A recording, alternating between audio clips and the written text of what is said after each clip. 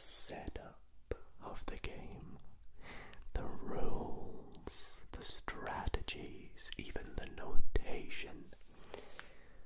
And if you stay tuned, we might play a little peaceful game at the end of the video. So be sure to sit back, stick in some earphones, kick up your legs as we embark on the journey of my favorite game of all time. I hope you find this video somewhat informative as well as tingly and maybe even sleep-inducing, as I have intended this video to be somewhat understandable to all players of chess. So whether you're a grandmaster or just getting started, you're in for a treat. Welcome to a beginner's guide to chess, ASMR edition.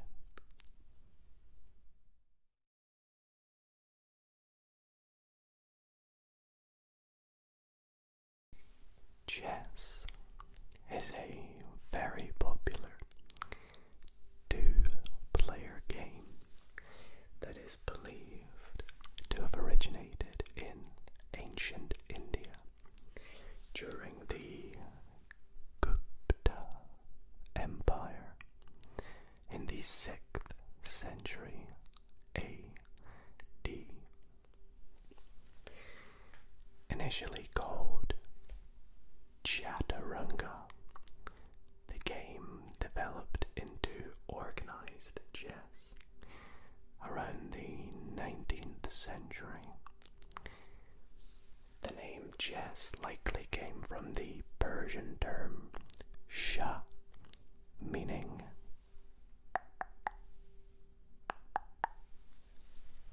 king, which eventually led to checkmate, which is something we'll discuss a little bit later on in tonight's video.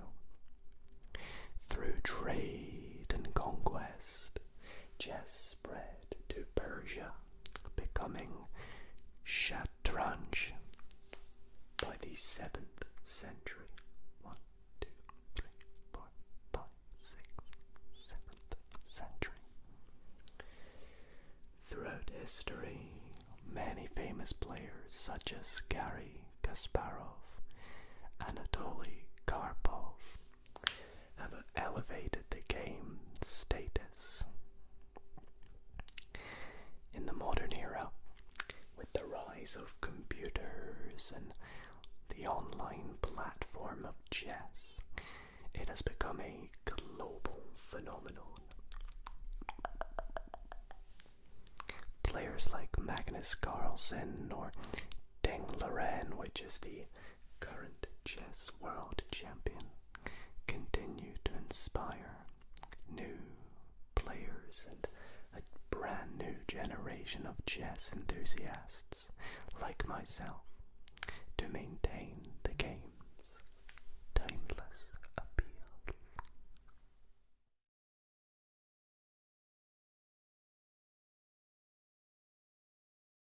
The most important factor to playing chess: the board and the pieces.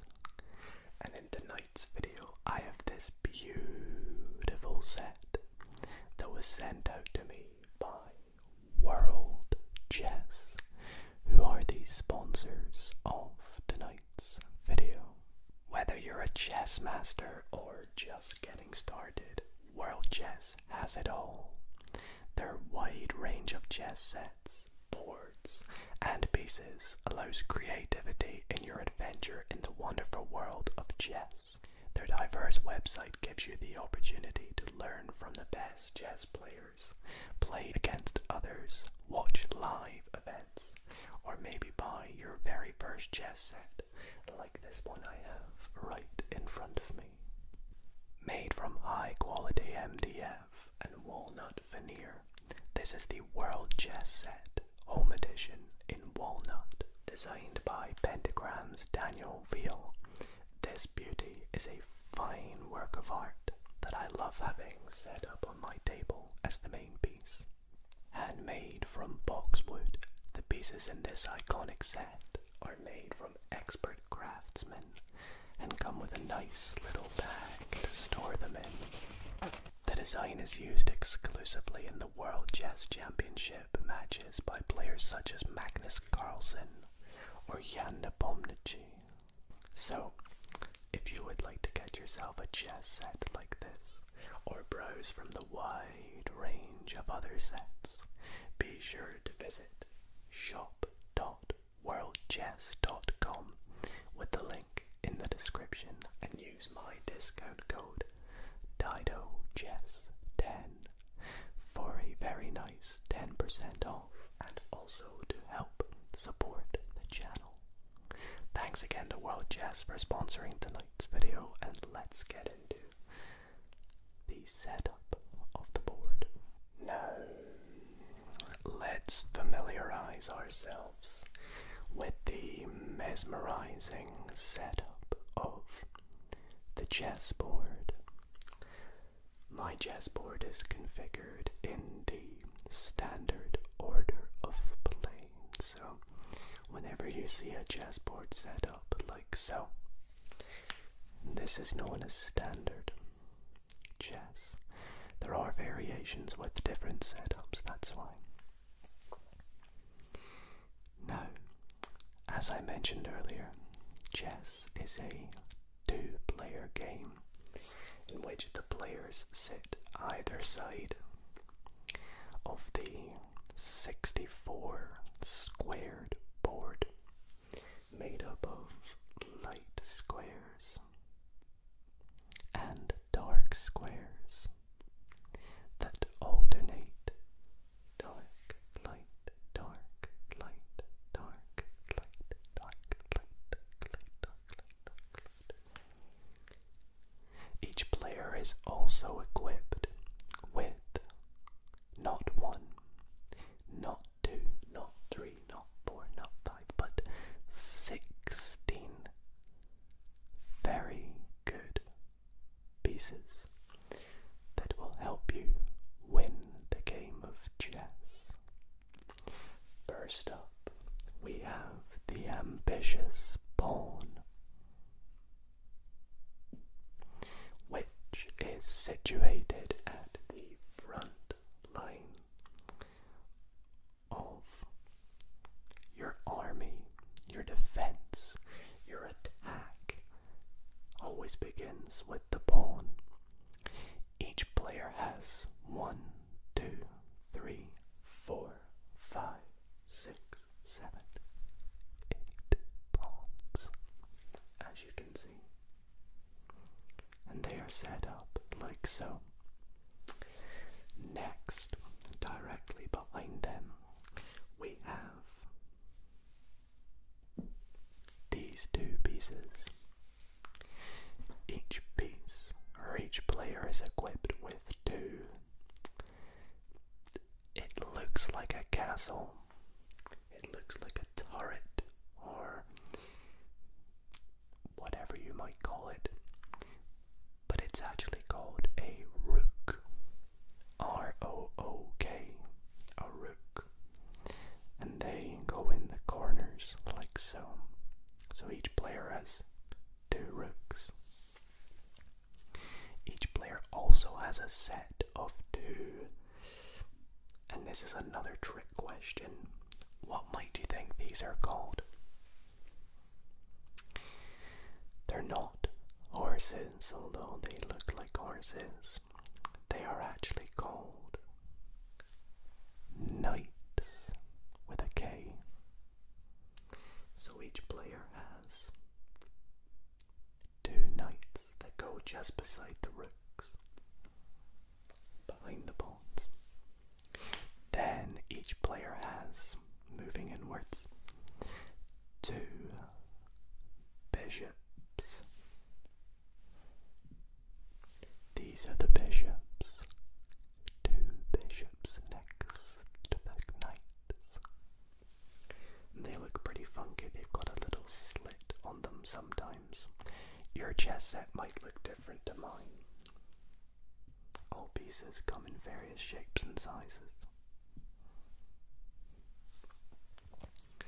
Moving inwards again, we have my favorite piece, which each player only gets one of, and that is the queen.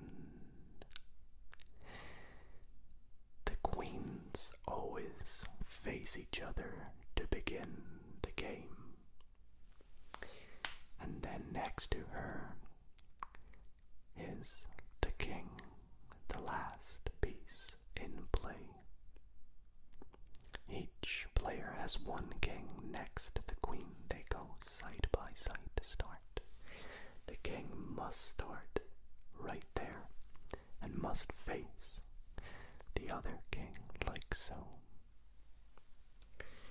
It's a common mistake to mix up the queens and the kings, especially with the way they look, as they do look quite similar.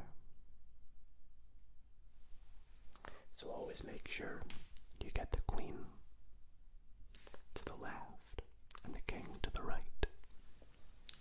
For white, for black, it's the other way around.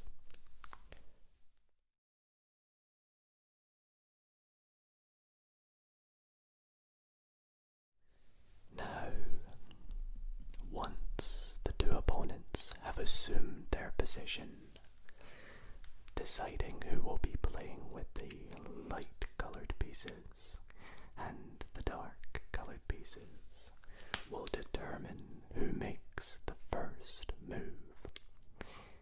Now, who does go first?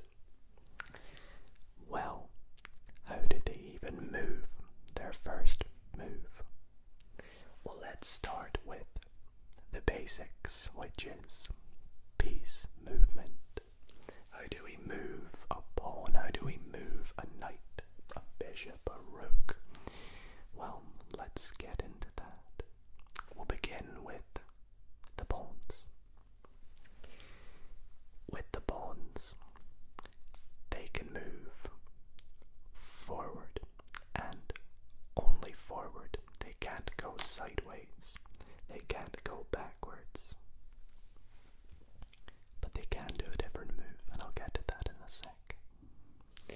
On a pawn's first move, so when they are on their initial starting square, they have the option to move 2 squares. Now this is only once they can do this, and that's on their starting move. If you have a pawn here, you cannot move it 2 squares. Pawns may move diagonal only when they are capturing a piece. For example, if we have a pawn here and a pawn here, this pawn, if it was white's turn, could move diagonally to capture an enemy pawn, like so. There is one final move that a pawn can do, but I'll get to that a little bit later. So next we have our bishops. How do they move? Well, these valiant pieces move along the diagonals of the board on the color that they begin on. So each bishop, as you may notice, begins on a different color. You can see there's one on the dark pieces and one on the light squares, and the same goes with the white pieces as well. So this bishop will only ever be able to move along the white or light squares, whereas this one here will only ever be able to move along the dark squares, and they move diagonally like so. And they can move as many squares as they like, so this could go like this, and then it could go like this. It can move backwards. It can't move along the way, it can only move diagonally. Now it can't do what I just did there. It can only move along one diagonal at a time. Now, one important thing with bishops is they cannot jump over pieces. If they can do so, this bishop can only move to here or here. It cannot jump over a piece. Next up, we have the knights. Let's move to the knights. Now, knights are a little bit complicated actually because they move in a bit of a funny fashion. It's quite unique the way the knights work. They move in a sort of L-shaped fashion. By this I mean they move 2 squares in one direction and then 1 square in a perpendicular fashion. Or you can think of it as 1 in one direction and then 2 in another direction. But it's always perpendicular. And you'll know if you've done it right because, well, it looks like a little L sometimes.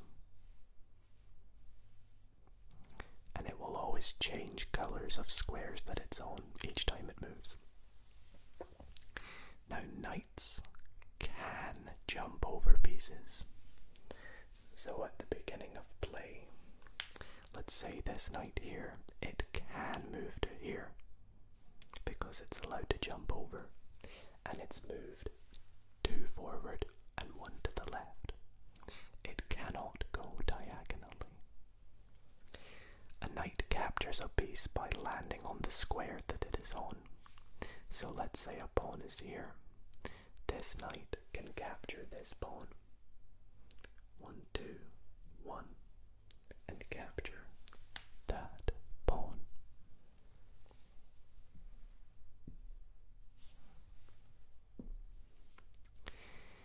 Next up, we have the rook. Remember, the rook, not to be confused by castle. This is a piece which moves horizontally and vertically along the board, like so. And like the bishop, it can move as many squares at a time that it likes. So it could move here, it could move here, and it can only move vertically on one turn, or horizontally. It can't move to here like the knight can by going. It can only move in one direction at a time. And similarly to bishops, they capture a piece by landing on the square that it's on. Like so. The rooks are pretty fun, as you can tell. Well, if you thought they were fun, let's step up to the most powerful piece in chess. The queen.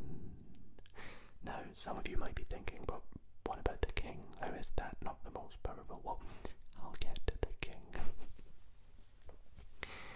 The queen can move diagonally, like the bishop. It can also move horizontally, and it can move vertically, as many squares as it likes. You can see now why it's pretty powerful. It also captures by landing on the square the piece is on, so like so, or like so. Now the queen can't move like a knight. It cannot jump over pieces, and it cannot do the little L-shaped, although that would be pretty fun. So that's why the queen is known as the most powerful piece. Now, last but not least, we have the king. The king, despite being the least the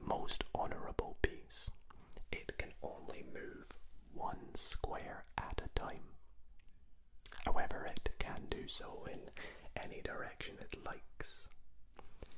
So it can move like this, it can move like this, like this. Now two kings can never be beside each other, so that's actually inappropriate. So it can move like this, it can move like this or this. It couldn't move here because it can't be beside a king. It can move like this or such. Now with the king, it is a very valuable piece. And speaking of value, each piece is given a point value system. So each piece has their own sort of value in terms of points, if you like. So if you were to capture a piece, you would gain that many points. Pawns, despite having so much potential, they have a preliminary value of 1. Knights and bishops have a value of 3. Rooks are worth 5. And then we take a very big jump up to the queen, which is worth 9 points. And last but not least, we have the king. What is the king worth? Well, you could say the king is worth infinite points because, well, the king is worth the entire game.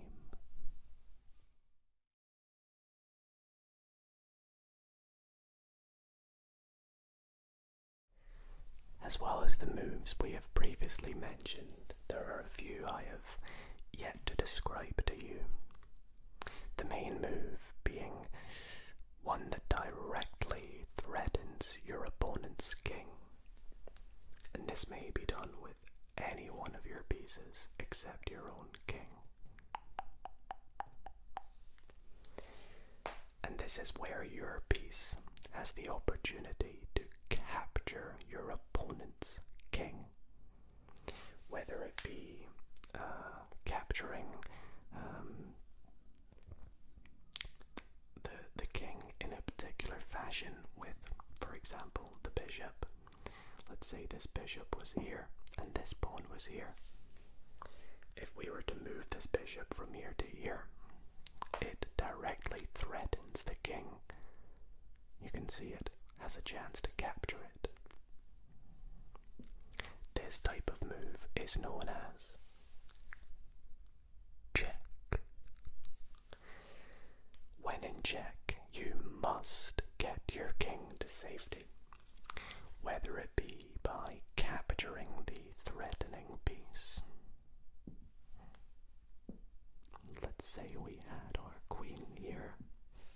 You could capture the piece and you're no longer in check. You could also get out of check by blocking the check. So a way of doing that here might be moving this pawn forward 1. This also simultaneously threatens the bishop.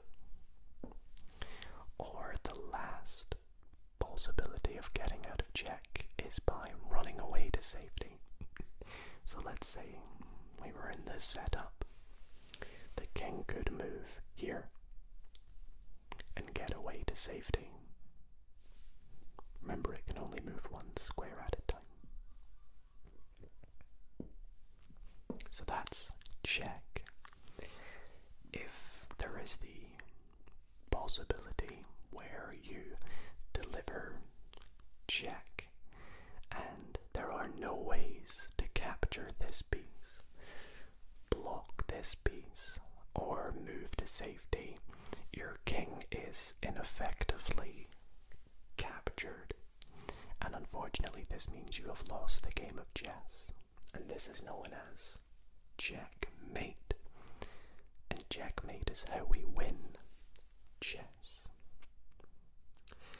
But how can we ensure that this is less likely to happen, you may ask? Our king is it starts right in the middle of the play, if you will. Well, that's where a little move called castling comes into play. Castling involves the moving of the king 2 squares towards a rook and putting the rook on the opposite side. So a demonstration with black down here. Let's move these out the way for a moment. If black wants to get their king to safety, they can castle. Now, you can only castle if there are 2 square spaces, or empty squares, I should say, between the king and the rook. And you can also only castle if neither the rook or the king have moved yet. So the king hasn't moved and this rook hasn't moved. You then move the king 1, 2 squares closer to the rook, and you plonk the rook on the other side, sort of fortifying the king's position, making it safer, and also developing the rook at the same time. Now you can also castle the other way, so let's put these back. Let's say these 3 pieces were out the way. There's 3 squares in between this king and rook, but let's say they've still not moved. The same thing applies. 1, 2, jump the rook over, and that's quite a big move there, isn't it? But it still made the king a bit more safe.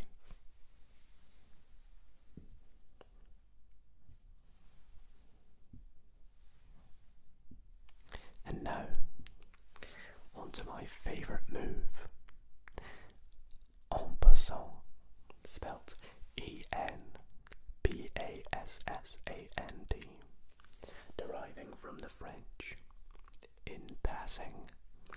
This complex move is one of which where the opponent has advanced a pawn 2 squares from its starting position, effectively bypassing the square where your opponent's pawn could have captured it. So for example, if my pawn was here and this was your pawn, on the first move you could move it 1 square and I could capture it. But let's say on your first move you move it 2 squares and we're side by side. In this case, I can capture diagonally, going behind the pawn and capturing the pawn, just like I would have if you moved it 1 square. Of course, this is not necessary. You don't have to do this move. You can just simply leave it and move on to another move. But as chess has gone on these days, there is a sort of little chess meme in which if en passant is possible, it is forced and you have to do it just because it's a funny move and always catches people off guard. A lot of people don't know about en passant. Finally, we described earlier the pawn being a bit ambitious. But why?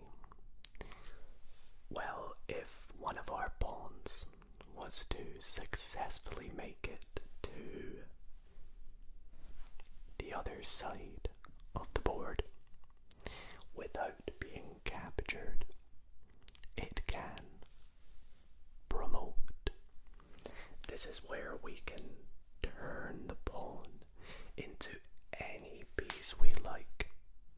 I mean, except a king. There's only ever 1 king per player on the board. Now, as you can imagine, if I said to you, what piece might you change this pawn into? Well, it's 99% of the time going to be a queen. Because queens are just so powerful. If you have 2 queens, you're probably going to win the game. And that is why I'm very lucky, and you would be too, to buy one of these sets, as it comes with a spare queen. However, you could theoretically promote it to a knight or a rook or a bishop, but I would always recommend a queen.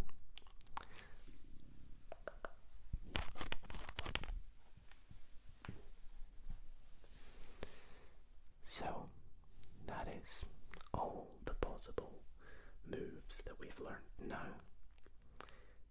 So using these moves, how can we win?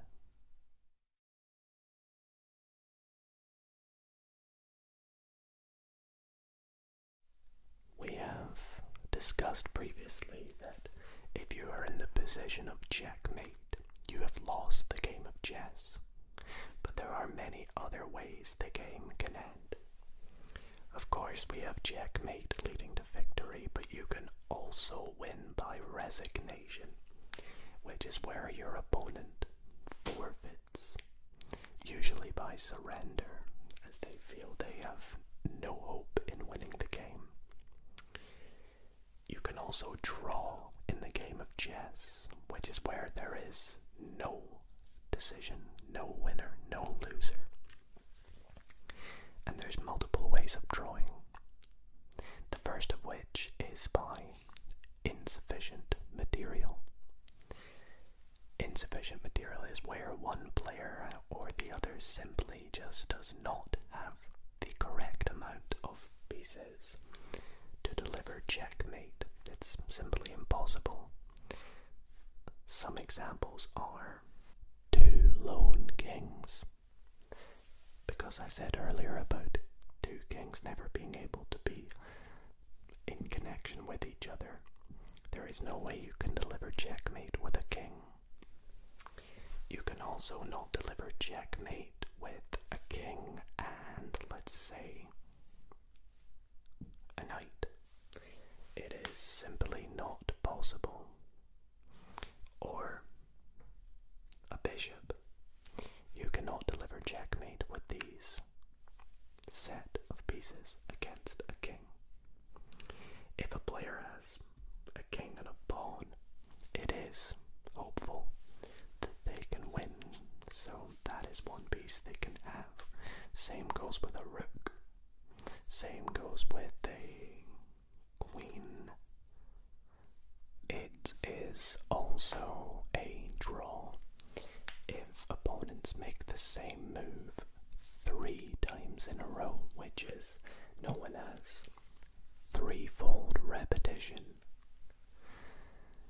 For example, let's say we have, this is a very basic example. Let's say my opponent attacks my queen like so, and I'm scared and I go like this. Then my opponent attacks my queen and I go like this, and my opponent attacks my queen and I go like this and like this. We're making the same move multiple times, thus it being a draw. This usually happens at the end of the game though, when there's not many pieces left. We also have draw by the 50 move rule, which is where no captures, no pawn moves have occurred in the last 50 moves. It's quite a lot of moves. And finally we have draw by agreement, which is where it's a scenario in the competition where the competitors agree to end the game with no winner.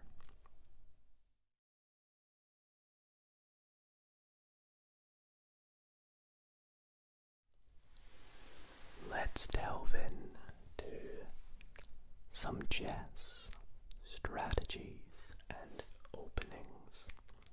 Now I must let you know that I am no chess instructor or professional by any means. I'm just an avid learner and player who has picked up on some key tips and tricks throughout my chess journey, and I'd like to share them with you.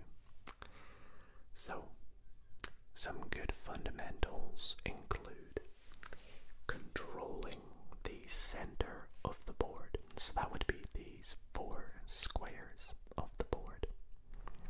If you can control them as much as possible, as early as possible as well, the better your position.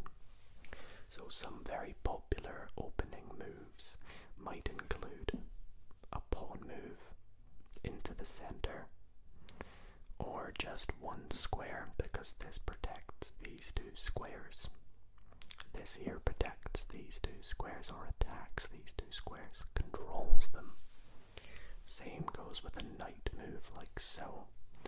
Controlling some of these squares, we have this one and this one. It's often good to develop your knights to here and here.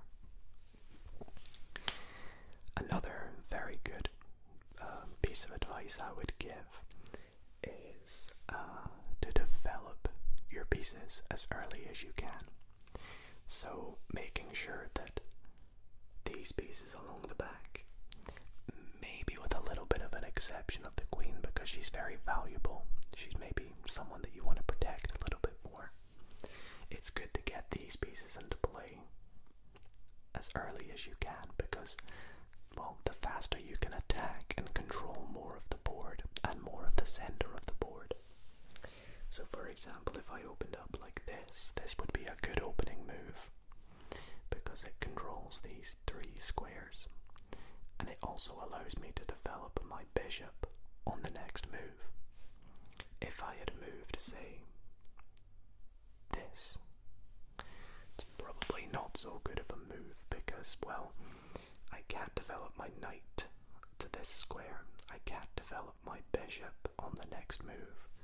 It's just a bit useless, really, and having my rook here still doesn't achieve too much. What else? How about safeguarding the king? It's very useful to make sure your king is never exposed. Castling as early as possible, if you can, is always a great thing to do. With the knights in particular, you want to try and have them somewhere where they control the most possible squares as they can. So a knight here is very good. It's known as an outpost because it can attack 1, 2, 3, 4, hypothetically 5, hypothetically 6, 7, and 8 squares, which is the most amount of squares it can attack or control. Whereas a knight, say here on the edge of the board, is maybe not so good because it can only controls 1, 2, 3, and 4 squares. Let's see, maybe thinking ahead in the game is always something very good. Planning your next move, or if after your opponent has moved, thinking to yourself, why have they done this? Before you just jump to your next move, it's always good to think, why has my opponent done this? What do they want to do next?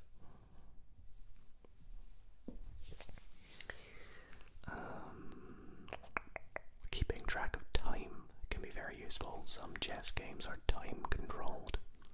If they are, it's always very good to make sure you've got time on your side. Looking for checks is always very important. If there are any checks, sometimes they're the most powerful moves in the game. You might accidentally checkmate your opponent without knowing it. And my final piece of advice that I kind of touched on earlier was about the queen. You don't always want to bring your queen out into play super early, despite what you may think. She is a very powerful piece. She can control the entire board, but it also makes her vulnerable. Let's say on my first move I was to go here, and my opponent was to go here, and then I was to go here. My opponent can counter this by firstly developing a knight, which was good, like I said, but this also attacks my queen. So now queen, maybe even back to where it started. So, you know, bringing the queen out early and also at the same time moving a piece multiple times, or the same piece multiple times in the first few goes, is not very good. You want to try and do as many pieces as possible as early as you can. Now let's move on to chess openings. This right here is a little chess opening, you see. And there's particular openings that, as you can imagine, are very popular and are played lots of the time.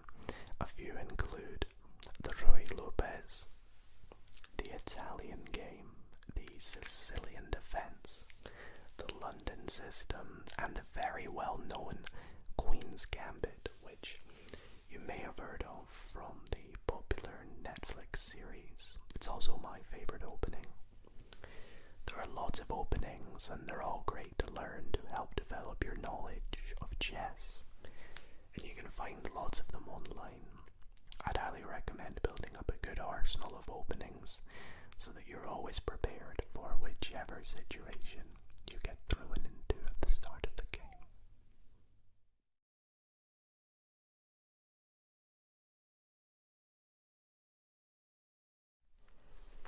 So as we've seen, chess truly is a work of art, but it can also seem like a complete other language, especially if you're new to it, and quite literally too.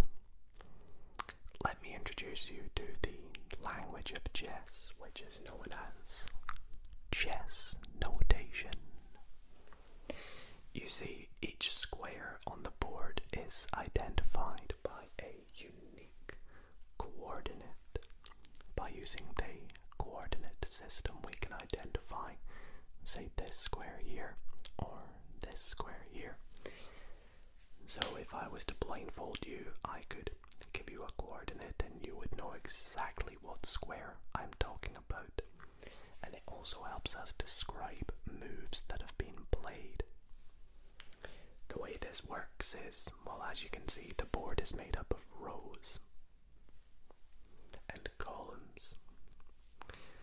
The rows are known as ranks, and the columns are known as files. Now, beginning in the bottom left square for white, it's always done by the bottom left for white. This square is known as A1. Reason being is because the rows are made up of the numbers. So this is the first row, the first rank. I'm going to start calling them ranks now. The first rank, second rank, third, fourth, fifth, and so on. So if I say, what's this one here? It is the third rank. Remember, it's not the 1, 2, 3, 4, 5, 6th rank, because we do it from the perspective of white, because white goes first. With the files, this is the A file, this is B, C, D, E, F, G, H. So for example, this here is the C file, this here is the G file. So now let's pick some random squares. This square here, what is this one? Well, let's take a look. It is A, B, C, D, E. 1, 2, 3, 4, 5. It's E5. So if I move a piece to here, which square is it moved to? I'll give you a moment to think.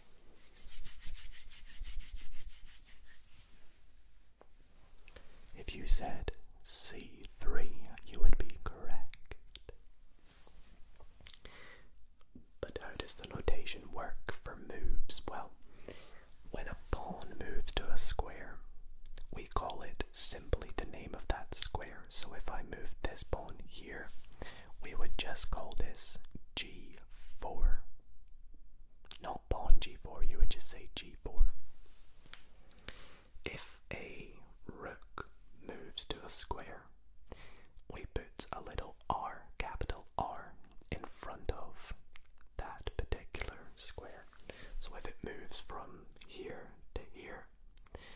say R, F4. So rook F4, R, F4. With the knight, it's a bit of a tricky one. You'd think it would be a K, but it's an N that they use for knight, because the K is used for the king. So knight is N. So if my knight is here on the starting square, and I move it to here, this would be N, F3, knight F3. This would be knight C3. Now, one thing we need to notice, let's say we have two knights here. They can move to the same square.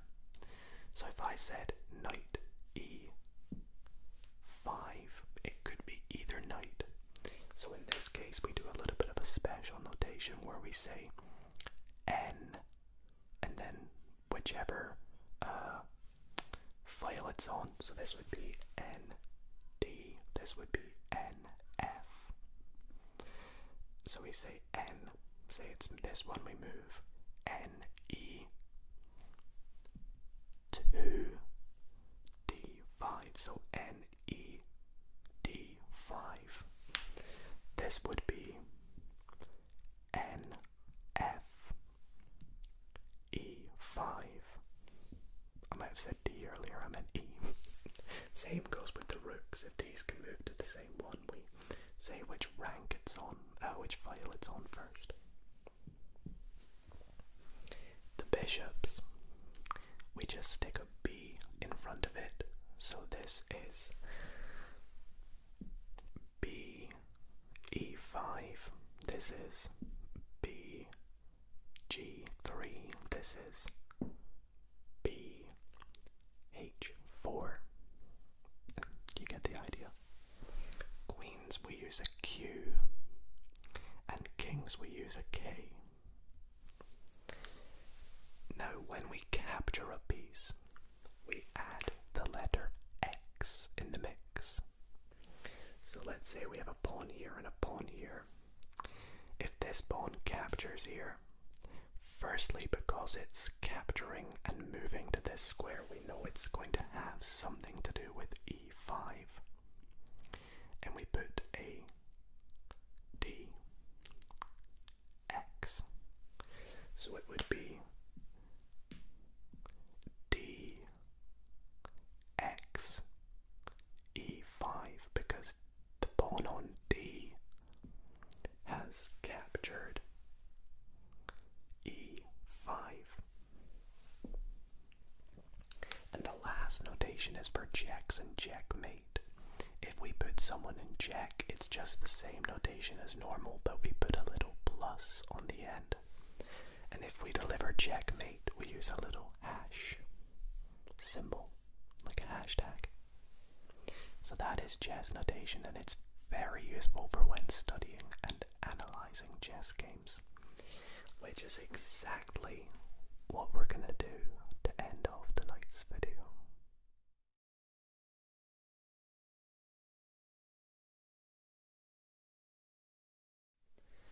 So, to round off tonight's video, I thought I'd go over a little game that I played recently to sort of collate everything we've learned in tonight's video, from the pieces and how they move to, thought processes whilst playing chess. If I give you a little insight as to my strategies and plans whilst playing a game, maybe you'll learn a little something.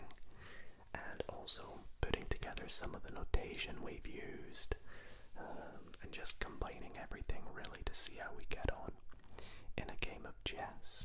So the game that I'm about to show you is one that I played recently.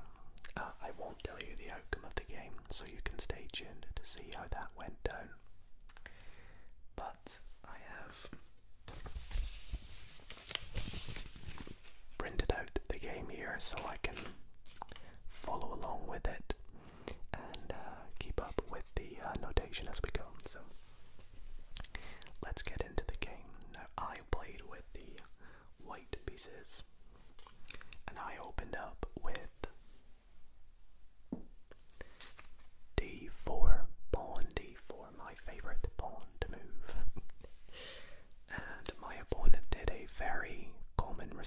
chess, which is mirroring my opening and playing d5.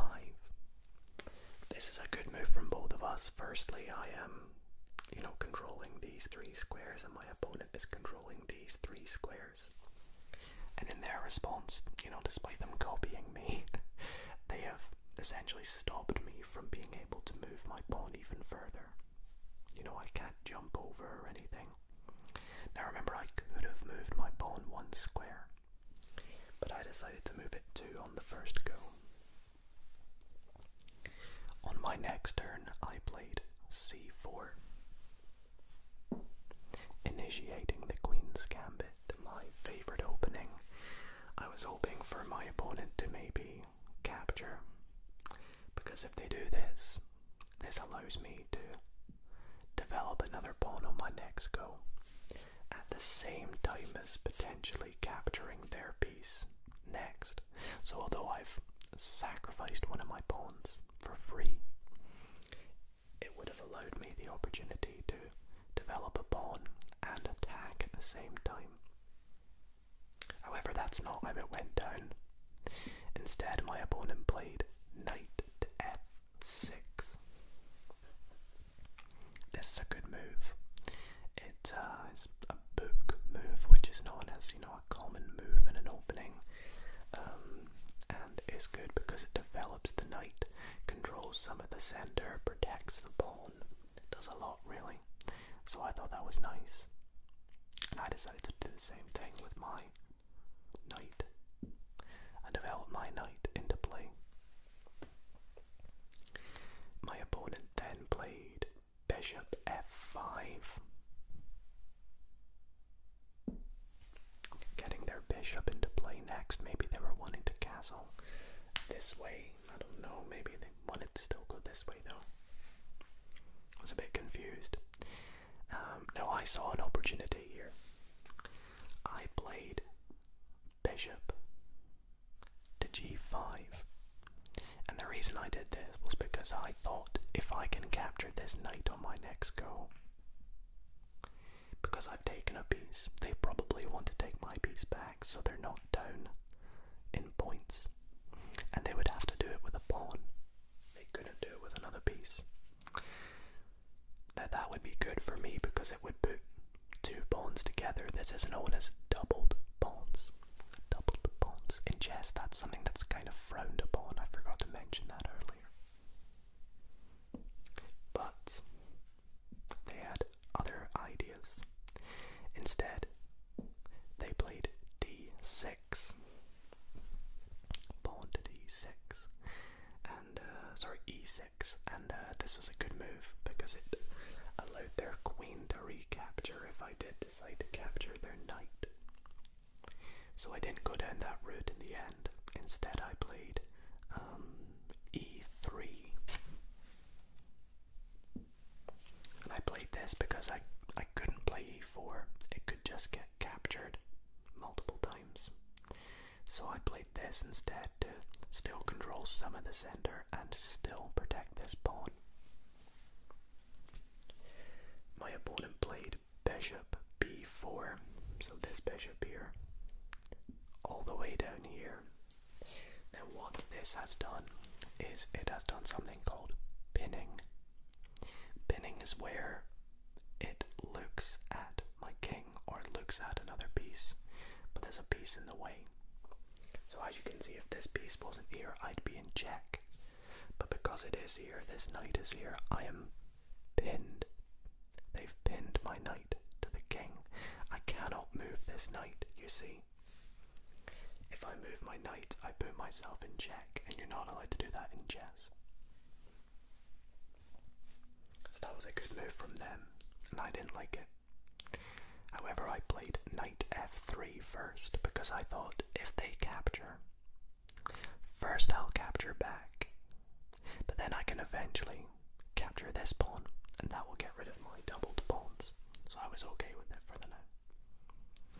They exactly went with that. They captured my knight. And because they were up in material, I had to capture back, so b takes c3. Then they played knight d7. Now it's important I say knight b to d7 because this d7 square can be taken by either knight, but in this case they played the b knight rather than the f knight. I responded on move 8 with knight e5. Now this is a bit of a funky move because I have moved my knight right into the center by doing so. I'm attacking so many squares, and I know, yes, their knight can capture, but I thought if I capture back with my pawn, I will be attacking their knight. So, you know, it would still be good for me. So after knight to e5, they played h6, which is this pawn over here. What is this doing? Well, it's called kicking my piece. You see, my bishop has been sat here for a while, and they've gone, buddy, what are you doing? Get that bishop out of the way. So they're kicking my piece and saying, get it somewhere else. So I moved it to h4. They saw the opportunity to kick it again and played g5.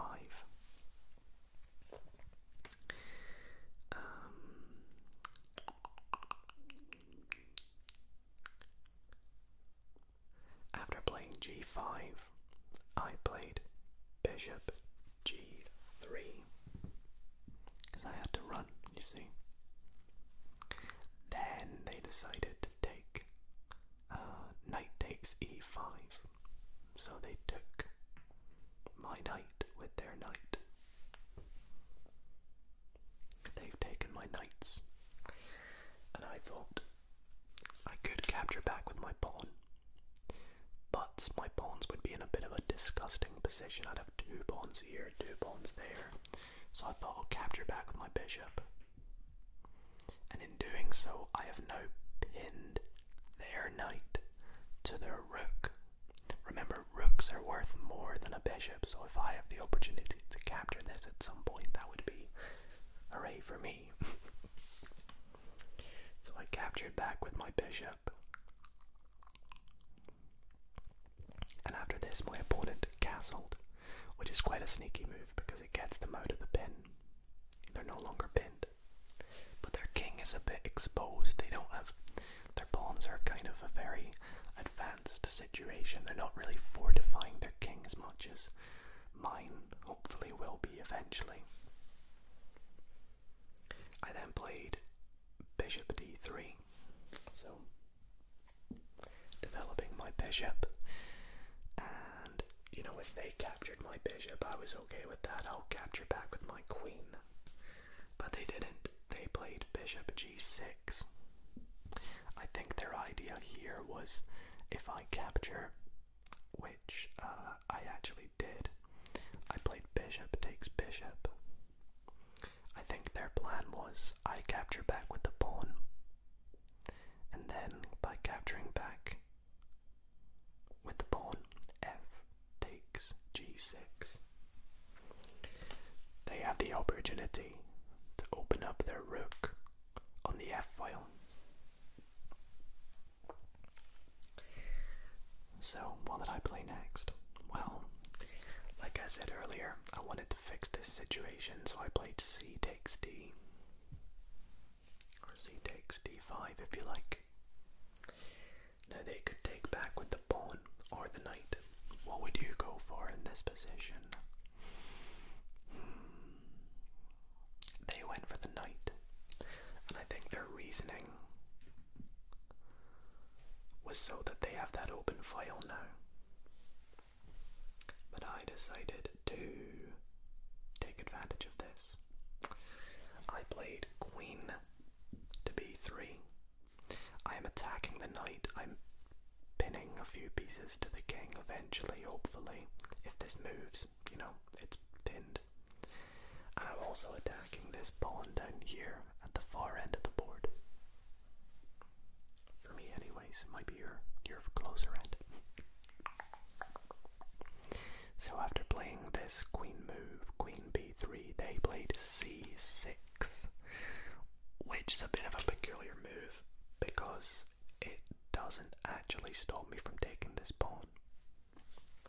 this is probably a blunder. Now, a blunder in chess is where an opponent or player doesn't notice that a piece can get taken, and the opponent takes that piece, which is what I did. I'm sure my opponent at this point was probably like, oh no, because now I can take more pieces. So after I took on b3, they played, on b7, they played knight takes c3, so they took my pawn. But can you see what the mistake with that is? Yeah, you're winning material, and yeah, you're maybe threatening more pieces eventually.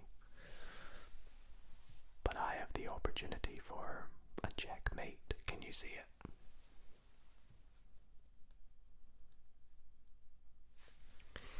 I played queen g7, checkmate, because I have put their king in check.